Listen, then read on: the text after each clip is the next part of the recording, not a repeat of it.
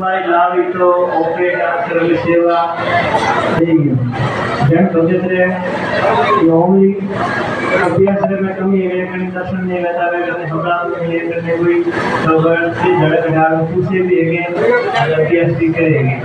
हाँ बड़े सारे मिलों में एक घंटो एक पद्धति रहेगी सेवा देनी आश्रम में सेवा कहीं देनी है फिर खाली तंती एंटाइज तो कसो पड़ी है सादरे में एक घंटो सेवा देवाली सत्संग दादा कहता है संसार के ऊपर का 3 साल बताइए सत्संग सेवा और सुमिरन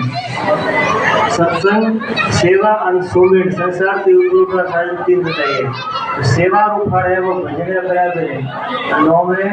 सुमिरन करोगे बराबर सेवा भी फल है एक घंटो जो आश्रम में 20 लाख प्राप्ति की सेवा दी हो बारे में कोई भी समय हमारे